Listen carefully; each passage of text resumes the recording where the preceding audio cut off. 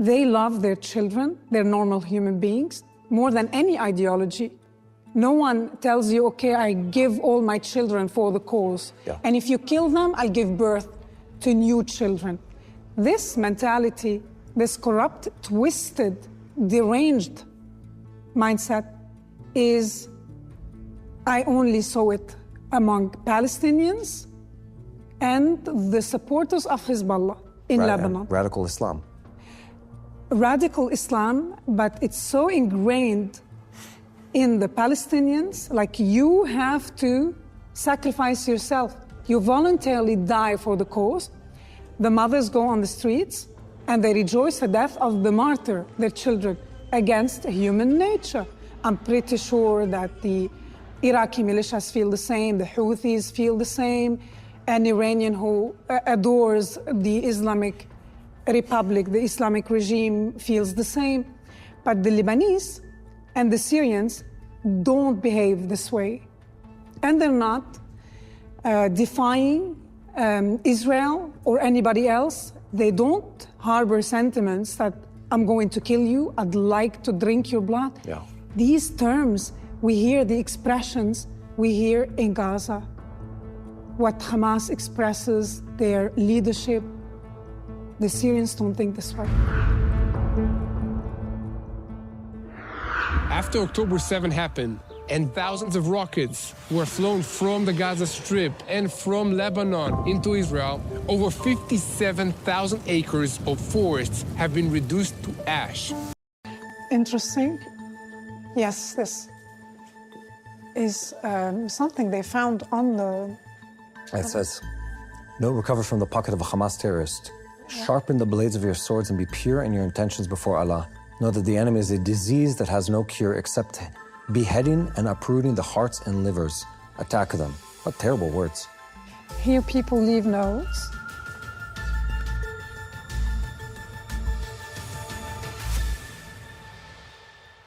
We're sitting in the beautiful Museum of Tolerance, and you just had a film released here the other day. It's called Tragic Awakening. It's a very, very powerful film. And some of those points, I think, will be very new to people who don't understand it. When I was contacted to narrate a documentary on October 7th, I said, no way. I'm not even Israeli. Like, how can it be my voice? I can't be telling the story. But then I understand the reasoning behind it, and I decided to do it because this might incentivize the Arabs to watch the documentary, because I'm saying with total clarity, I'm a recovered anti-Semite. I also perceive the Jew as an enemy. I've been in your shoes. I have been brainwashed. And I came to realize this is evil. These are lies. And we made the film exposing the reactions, the aftermath of October 7th, shaming the world. How could you justify, how could you call for more in the West? But also to talk about the morality in Judaism.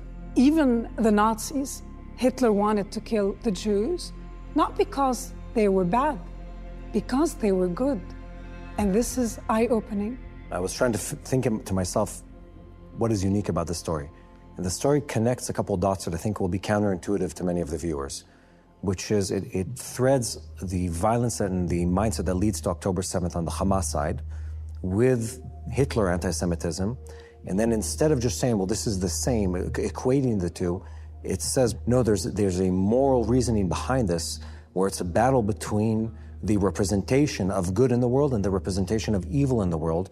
And for the evil to sort of be able to make a claim of moral superiority, it has to discredit the moral good in the world, and the moral good in the world is represented by Judeo-Christian values. That's what your film says, and I agree with that very, very strongly. There's a point where I have a problem with a point made in the film, which you say, well, yes, the biggest evil in the world was befallen to the Jewish people under Hitler. Yes, it was a very unique moment in violence and in hatred in the world. I think there's another problem. And the problem is that not only Jews historically have been the victims of violence. Not only Jews have been the victims of persecution over ethnicity or religion or faith or skin color or anything like that. And people only focus on the violence that has to do with the Jewish people. I'll just be honest. If it's brown on brown violence or black on black violence, no one is interested. If it's Muslim on Muslim violence, no one cares. It doesn't make a headline anywhere in the world. The events that took place in Syria were the culmination of a 6-month process. It didn't even make the 3rd page in the newspaper until it was, the government was overthrown. And the victims of that are not just the Jewish people, it's everyone else who's suffering in the background that doesn't get any attention. The Syrian people, the Iranian people, the Lebanese people, countless countries in Africa and in Asia, the Korean people. It's all these people that are suffering, and everyone only wants to talk about the Jews and the Palestinians. That's a very good point, actually. My statement in the film is, this hatred of the Jews is the most long-lasting. Yes. It's been consistent throughout history, and it's become an obsession. And this obsession is distracting the world from so many tragedies happening. You should be doing your homework, your due diligence, your obligations for the weak and the needy and the oppressed. No Jews, no news. It is a cliche. We keep repeating it, but it is true. We'll zoom out for a second. What's unique about you as a character is that you're confusing. Wait a minute, Lawan, you said you're from an Arab country, so you hate. No, you don't hate Israel. Oh, you hate the Jews then? No, you don't hate the Jews. And it forces a conversation that's more nuanced. That's where you really can have change in their mind and their heart, where there's suddenly all these axioms they had about the world. Everything falls into these categories. It's suddenly destabilizing. They're like, at that moment, they can look around and say, wait a minute, maybe I don't understand everything. Yes. That's the moment where a good conversation can come out of it. And I think you, in the way you operate, you force that conversation. Thank you. It's very interesting that you put it this way. It's exactly my situation. I confuse people, and then sometimes I'm attacked, especially in the West, by the leftists who assume you are Syrian Lebanese, so they can make comments about the Israelis and assume I'm agreeing. I'm like, no, you should rethink what you believe, and that's why. And then they tell me you're a traitor. How dare you? How can you do this to your people? If you truly care about the Gazans, take off this kafiyeh and stop this monkey business on the street. You should call for the release of the hostages for the sake of the Gazans. You don't have to care about the Israelis. I didn't see one demonstration, not one pro-Palestine demonstration on the streets in the West calling for the release of the hostages. We saw people saying, kill the hostages, by people who often do not know where Israel is on the map. If you don't know enough about the region, zip it, because back where I come from, it costs people their lives. The ignorance costs lives. This is is that the people with the strongest opinions are the ones who never pay a price for that opinion, and the ones who know least about the opinion. And it takes someone from this region to reframe the conversation and say, and I strongly believe this personally, it isn't just about who's right and wrong and who's stronger or weaker in the equation. It's like, is on the human level, is this bettering the life of these people? And that's where I often feel pain as I look at these conversations. They're without any consideration of human suffering, without any consideration of empathy of the suffering of other people. And so you have these black and white statements. Only the people of Gaza, only the people of Israel. Say, no, you're wrong altogether. Like the conversation should be, I feel empathy and I feel the suffering of every Palestinian child, I do, who suffers and dies in the Gaza Strip, as do I for every Jewish child, as do I for every Syrian child and every woman and every man that dies in those countries. That should be the basis for the conversation, and then you go from there. Is what you're promoting, this agenda, this ideology, is it going to make their life better, or is it going to make their life worse? I hope that Hamas did not succeed into obliterating every bridge we built between these countries and didn't succeed in obliterating hope. This is what's most impressive in Israel. That is what gave me goosebumps when I came here. This resilience. And this resilience doesn't mean they take guns and they go fight. This resilience, you hang on to the good in your heart. Someone whose daughter is in Gaza still believes in peace.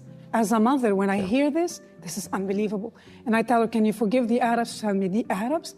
I'm a physician. My colleagues are Arabs. I treat Arabs every day. I don't have to forgive the Arabs, but I cannot forgive who did this to my daughter. This is resilience. This is good. This is hope. You didn't lose the good in your heart. And I love it when someone writes to me, and he told me, thank you. He lost his niece and he said, my heart was filled with hatred. I never wanted to speak to an Arab again. And you gave me hope because you reminded me that this is not how I want to be as a good Jew. And they remembered that those in Gaza, the children, didn't have a choice. Nobody consulted with them before waging a war against Israel.